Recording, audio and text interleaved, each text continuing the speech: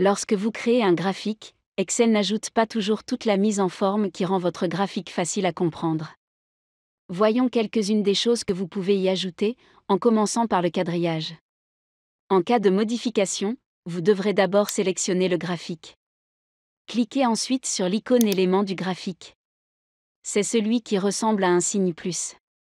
Cliquez ensuite sur la flèche qui apparaît lorsque vous passez le curseur sur la case quadrillage.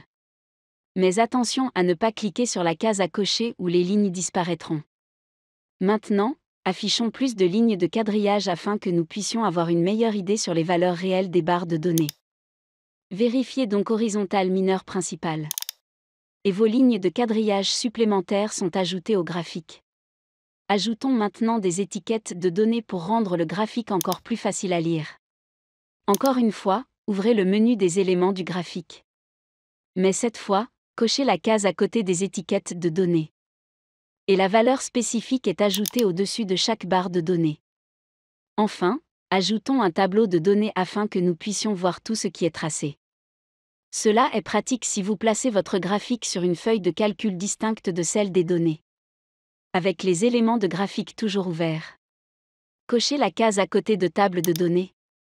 Et le tableau apparaît sous le graphique. Vous ne le savez certainement pas, mais vous cumulez 500 € de droits à la formation par année de travail jusqu'à un maximum de 5 000 €. Que vous soyez salarié, fonctionnaire, indépendant et même demandeur d'emploi, nous avons tous le droit à des formations 100% prises en charge grâce au CPF, le compte professionnel de formation. Selon une étude récente, depuis 2015, seulement 2% des Français actifs auraient utilisé leurs droits à la formation. Et chaque Français posséderait en moyenne plus de 2 000 € disponibles sur leur CPF. De quoi largement se faire financer une ou deux formations 100% prises en charge. Formez-vous à la bureautique et aux logiciels professionnels comme Excel, Word, PowerPoint ou encore Outlook, ou améliorez votre connaissance en langues étrangères comme l'anglais, l'espagnol ou l'allemand.